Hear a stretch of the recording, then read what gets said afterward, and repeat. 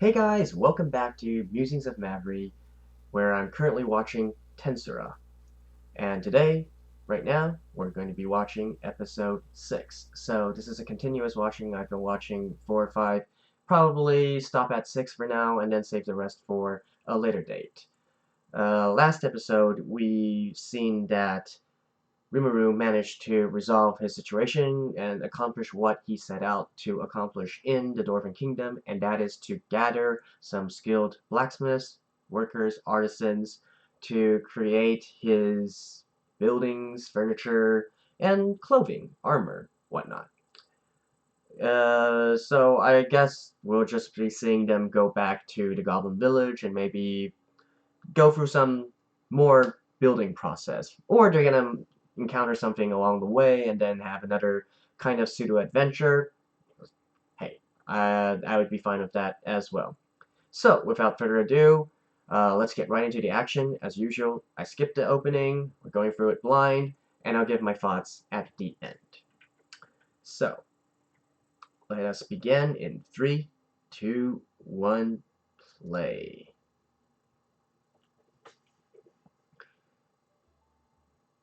Okay, the Free Union, a guild.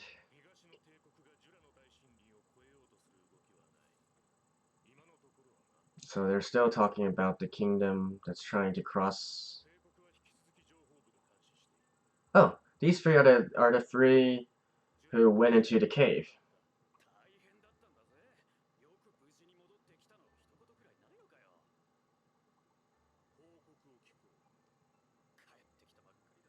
A job class fighter, sorcerer, and a thief.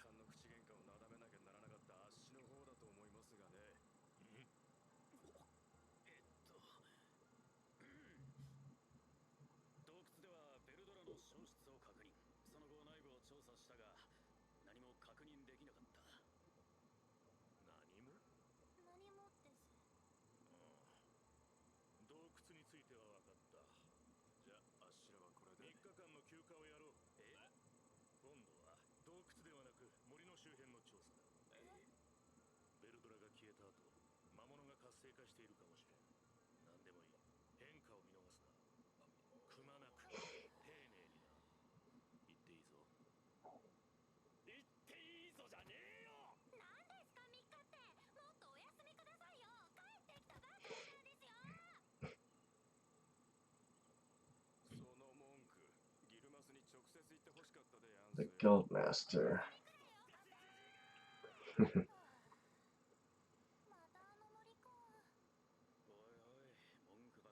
But then that would mean that these... Oh yeah, if they were able to get to that cave in the first place, there'd probably be pretty... Oh, it's the hero.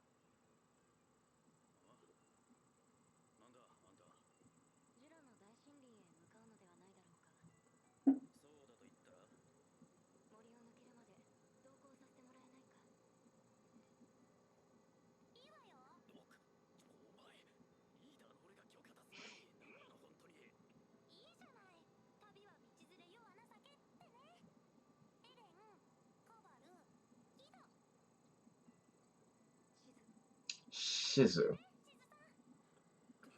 This is the hero, right? And with what I'm thinking from last episode, is also the one destined to meet Rimuru. This is the Otherworlder, but it seems that people in this world don't quite know who she is yet.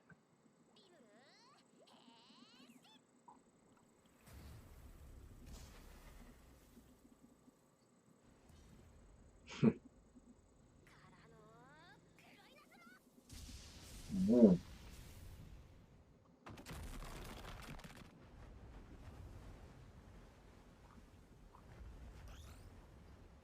Good on you.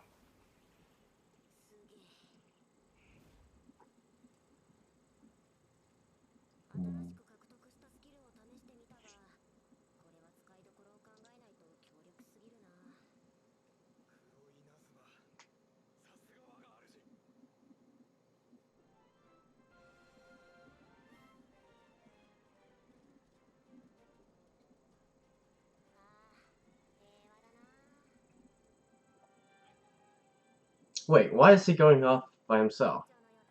Oh, so they already returned. I see, yeah.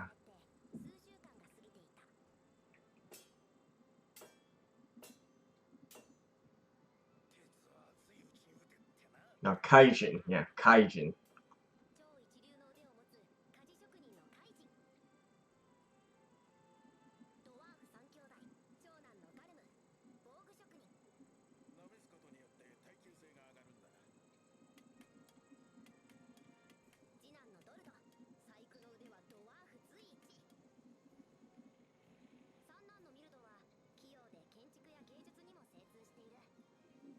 Well, isn't that just convenient?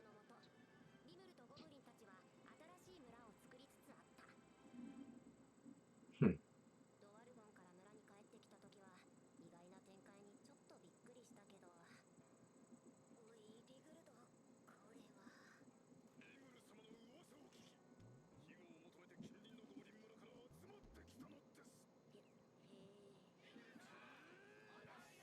Okay. So his village is gonna become a town? Hmm?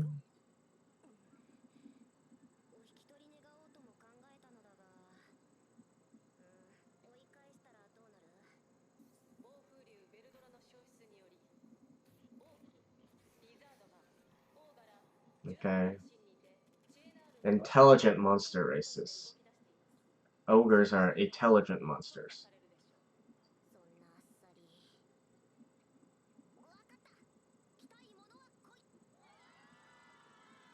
Is he gonna name every single one of them? Oh, he did.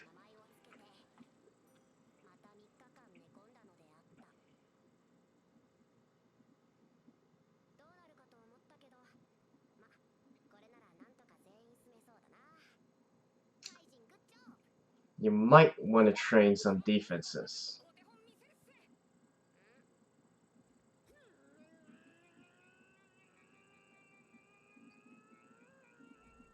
Oh. You can use magic? Oh, he summoned his wolf.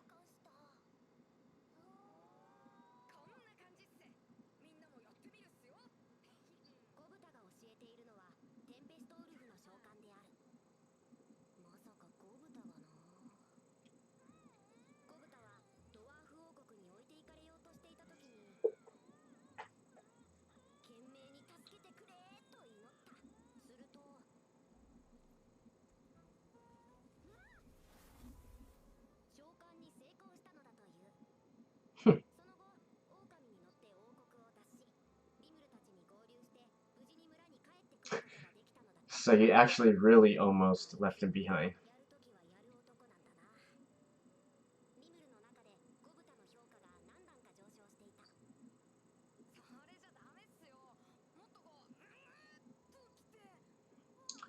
You look like you're constipated.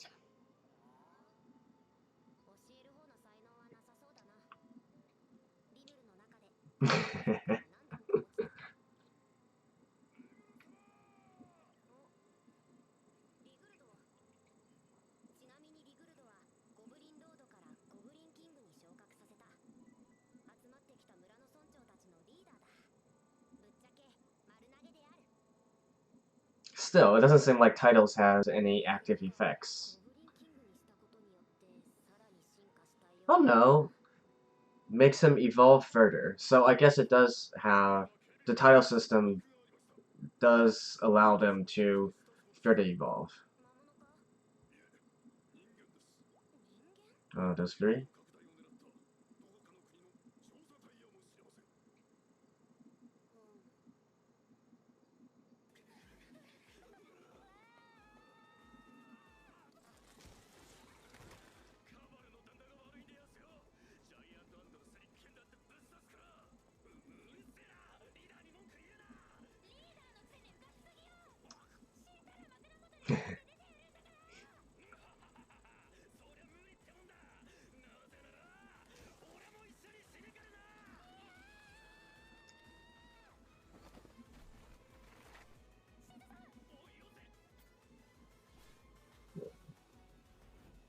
Ooh.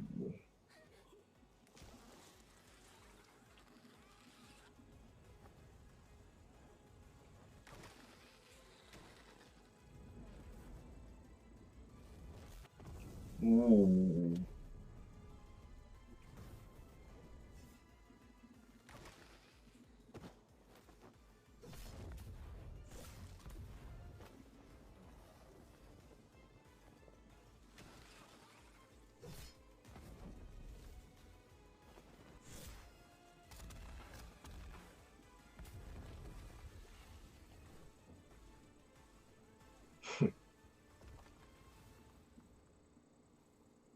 Alright. So why did you need to party up with them? I don't get it.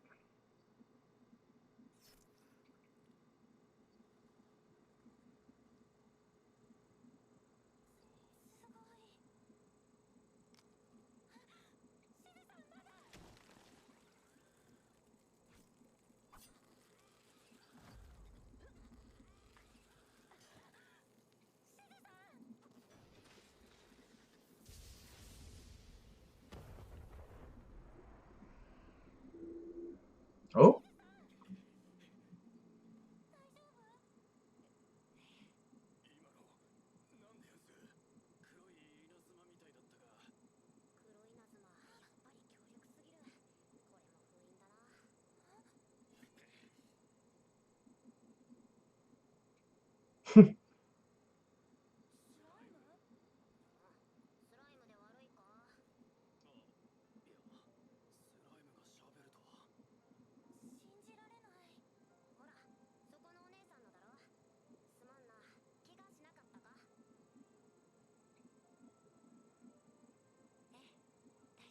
Yeah, it's the... Yeah?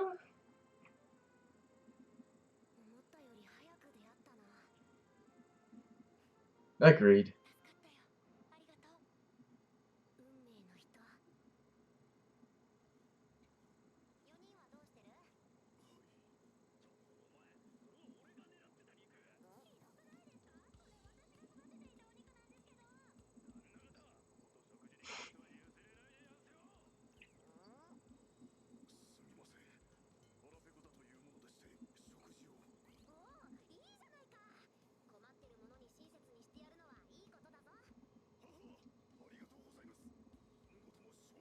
So they're fighting over food?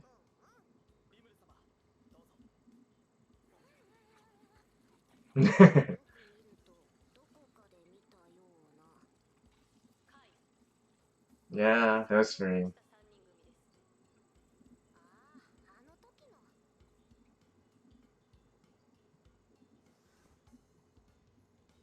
What?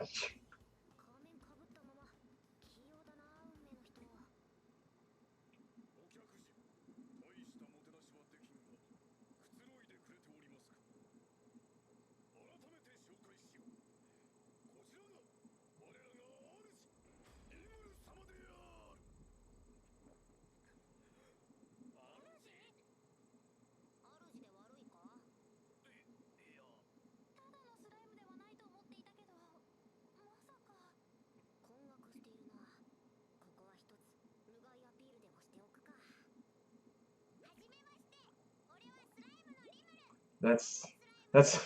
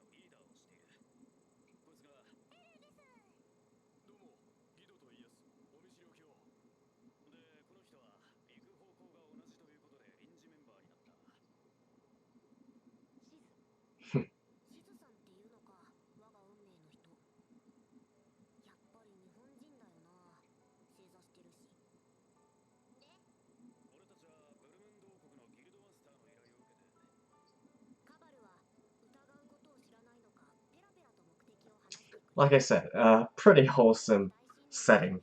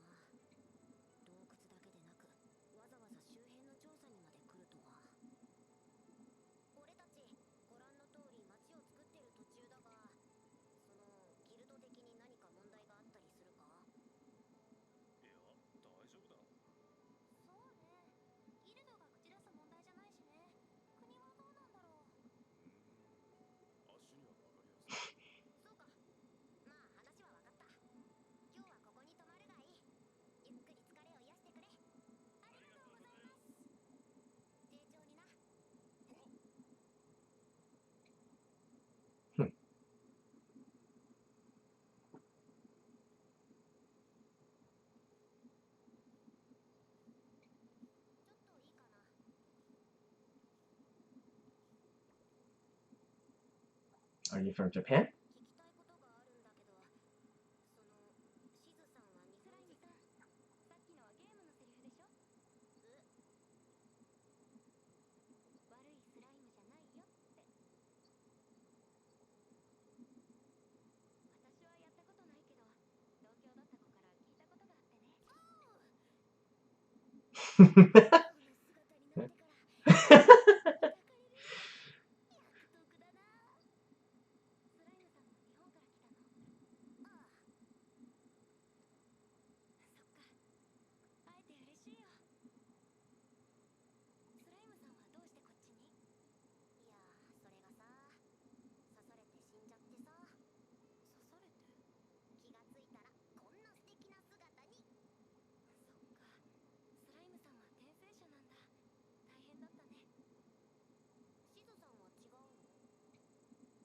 I was summoned.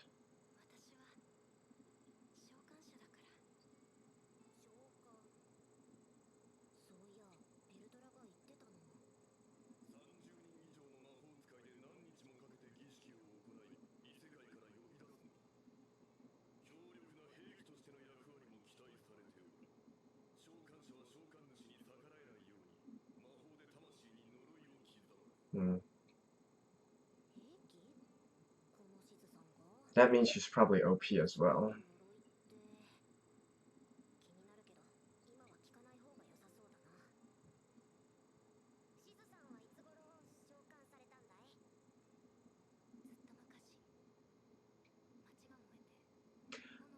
Oh!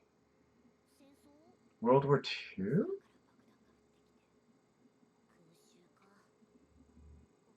But wait, then how did... But then how does she know a line from a game?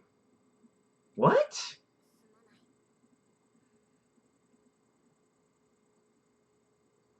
That doesn't make any sense.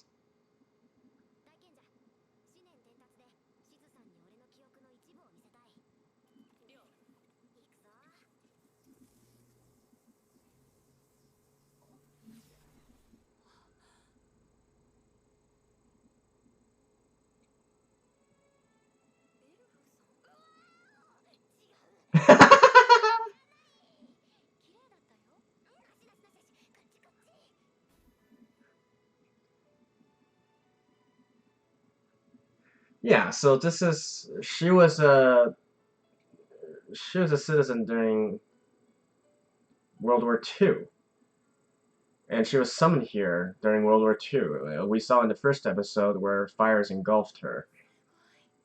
Then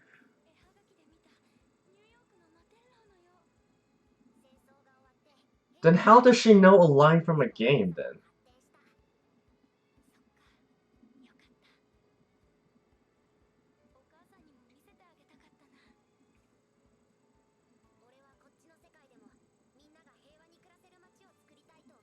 Okay.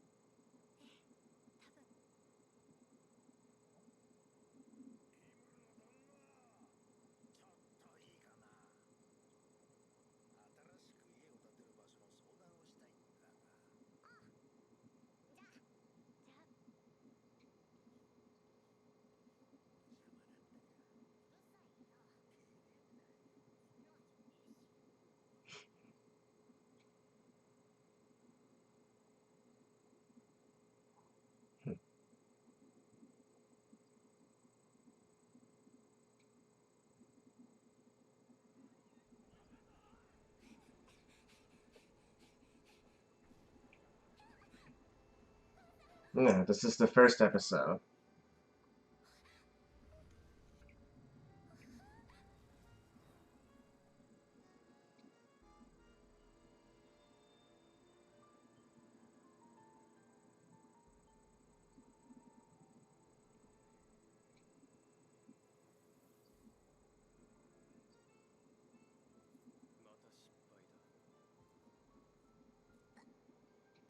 Wow. Okay, she's burned all over.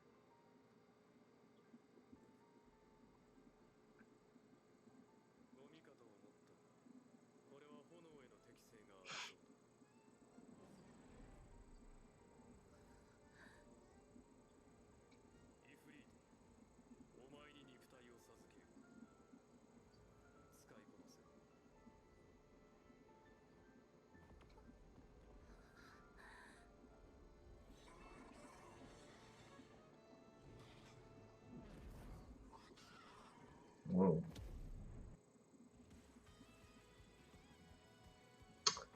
Alright. I'll see you guys in just a second. And that was episode 6 of Tensura. Quite an interesting episode we have this time, and I'm glad that they managed to move the plot a little bit faster by probably skipping a lot of the in-betweens and just getting to the important points. Now, I'm not sure if that's what's happened in the light novel as well, or is this just something purely from an anime perspective, but in any case, it's nice that we can get a little bit more progress, right? So we get that Rimuru's village of goblins has grown again, this time 500 goblins, and as is mentioned in within the episode, so there is a difference between like so-called intelligent races. They mentioned some things like ogres or orcs, I believe, and versus someone like goblins, especially unevolved goblins, where so there's like a clear hierarchy, right? And if I think back to the first episode, uh, what's the dragon called again? Veldora? He mentioned, not him actually, but the guildmaster mentioned that Veldora was a catastrophe level monster. So probably in this world there's like a hierarchy system regarding which tier of monster you are, and this might tie in with the intelligent thingy as well. So even though they're monsters, they're still intelligent monsters, and I'm assuming that they're also more likely to have trade, commerce, and political relationships with other kingdoms, especially those of humans and dwarves, elves, whatnot. I'm not quite sure whether dwarves or elves are considered as monsters. No, actually, no. They're not considered monsters because they call them monsters. So I guess these are what we call, if we were to use a generic fantasy term, maybe intelligent races. Uh, yeah, I guess that would work. So, anyways, his village is growing bigger, and Thankfully, he's got his artisans, blacksmiths, whatnot, his dwarves. So they're able to make all the necessities, like shelter, like weapons and armor, and like everything else, basically, right? And I thought maybe something that should have been touched on and they skipped is military training. So again, I'm not sure if this is something that's going to be mentioned in the later episodes, but generally speaking, you shouldn't have a group of people without at least a trained militia, right?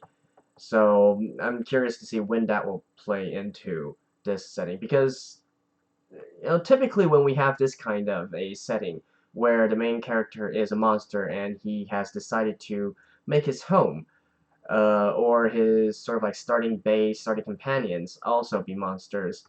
Humans or other intelligent races generally don't like that very much. I mean, if you think about it from a normal perspective, why would you be happy with a monster layer or a monster base being so close to your own borders, right? So it makes sense if they want to send out a party of adventurers or an army and just raise the place.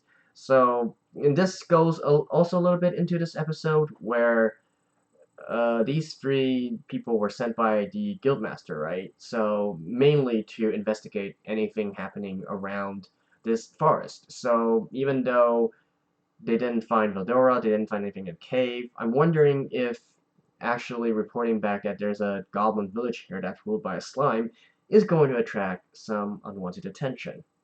And probably we'll be seeing a defense during that episode. So, what else? And Shizu. New girl Shizu. So, I'm assuming that she's going to be one of the main characters in this show. I mean, of course she is, because we already introduced her, and she appears in the opening and the ending, so she must be a major character. Uh, so we get a little bit of her backstory as well, and to be honest, I actually thought that that was going to be one of the more final companions. I never expected her to show up this quickly. But hey, that's nice. We can get her backstory even earlier. So it turns out that she's the little girl we saw from episode 1, the one engulfed in flames. So, and we also know that she was summoned into this world, and so she's probably had a curse placed on her. Although, okay, so let's break down Shizuo a little bit further. So the reason that she and Rimuru were able to recognize each other that quickly was because Rimuru cracked a joke regarding slimes. I'm not a bad slime. Now, I didn't quite get the joke at first, but after some digging, it turns out it's from Dragon Quest. And I mean, she mentions as much that it's from a game. So Dragon Quest, hugely popular, and the slime character in Dragon Quest probably maybe the grandfather, the granddaddy of all slimes, if you will. So because he cracked that joke, and that was how Shizu was able to recognize him. But that threw me in a loop, right? So theoretic, thinking logically, and this should be true. Shizu was a victim of World War II bombings, Japanese bombings by the United States Army. So how was she able? That was in 1944, 1945. How is she able to know of a character or a line from Dragon Quest, which is like late 80s, mid 80s, I believe, something like that. So that doesn't make sense, right? But then I went back and looked at the exact wording she used. So she said that a friend mentioned this to her. So, what does this mean? It means that there's also other worlders from summons from Japan, and they spanned across lots of different decades. And oh, one thing to note about this also is that we see that Shizu doesn't seem to be very old, right? Even though in this context, well, we don't know exactly when Rimuru's when did he live, but I'm assuming it's still at least going to be in the 2000s, in the late 2000s or early 2010s, right? Maybe even 2018, who knows? So that would be what? At least 50 years already? 60 years? Yeah, at least 60 years, but Shizu still looks like late teens, something like that, maybe early 20s. She definitely doesn't look 60 or 70 or 80. So probably it's not a one-to-one correlation between this current world and the modern world that we know of. The time difference is not exact. Maybe 1 year over in this current world equals 10 years in the actual modern world, or in like our world. So from at least from this part we can infer that there's this kind of time difference thing. Or she could just be immortal. That's also a possibility. And the reason I say that is because looking back and seeing how she was summoned, as well as the abilities that she got, so we saw that it was a guy who summoned her, even though what Veldora said was that 30 mages needed to lay down the spell for many days before they can successfully summon people from the other world. But from within that context, it seemed that one dude managed to summon her all by himself. And also, that dude doesn't quite look human. So originally I thought he was maybe, I don't know, an elf character. He certainly seemed like an elf. But after seeing all the markings and all the surroundings, the way he talks, as well as him basically, I guess, summoning a fire spirit out and then asking the fire spirit to reside within Shizu. My theory right now is actually that that dude is the Demon Lord or the Demon King or something like that. And the reason for this is because it makes sense, right? So he's in a more darker place, seems to be very strong in magic, and since he has these kinds of fire spirits, fire monsters as his subordinates, I would assume that he's not actually a normal human. Also, another thing to further support this is, so why would he want to do this, right? And he said that this is another failure. So this can mean two things, right? If we take it from face value, it might be just that the summoning was a failure because they summoned someone who didn't look to be of any use, right?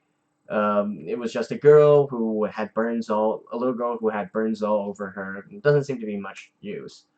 Especially since what Veldora said was when people are summoned into this world, there are bestowed gifts upon them, which is normal for a lot of isekai works. When you get reincarnated or summoned to another world, you gain a lot of OP powers, like our little slime-kun, Rimuru.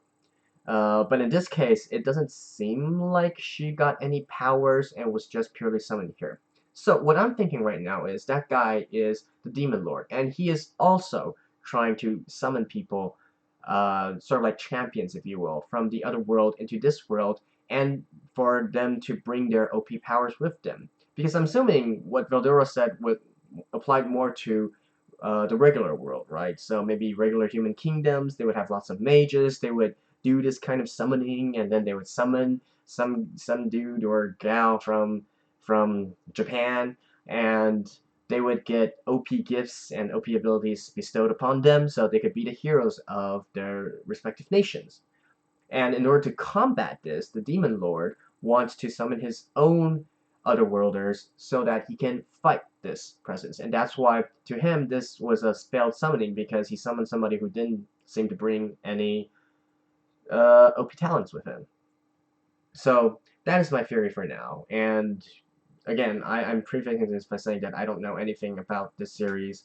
I only know what I can see from the opening and the ending, and from what I can infer from these contextual clues. So that's what I'm guessing at right now. That dude is the Demon Lord, and the reason he's doing this is so that he can summon otherworlders to fight the current summons that the human kingdoms and maybe other good kingdoms are summoning.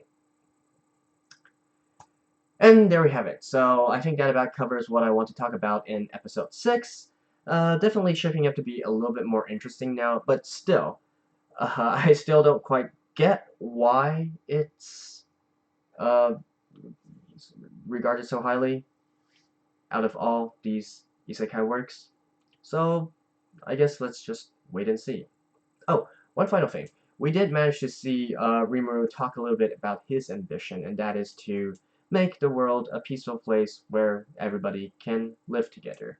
So apparently this was not just a one-off when he was describing the rules to the Goblin Village, but it's something that he truly believes in. Now, why he wants to do something like this, I don't know. Maybe it's because when we look back at when he was showing Shizu his room and his computer, right? We saw that it seems that he plays a lot of fantasy themed works, even though some of those might be eroges, but uh, maybe his ideal world is where all races can live peacefully with each other, and you only need to worry about what to eat, and have beautiful girls surrounding you, and blah blah blah, that kind of thing. Again, we don't really go that deep into what his desires are, but since he's mentioned this again, then I'm just gonna assume that that's his goal for now. So yeah, I think that really concludes my thought for this episode, and that's it for today. I'll be catching up next time with the next batch with episodes 7, 8, 9, and hopefully I'll be in time when the newest episode, episode 10, is released. So, that has been my thoughts. This is Mavry from Musings of Mavry, and I'll see you guys next time. Bye bye.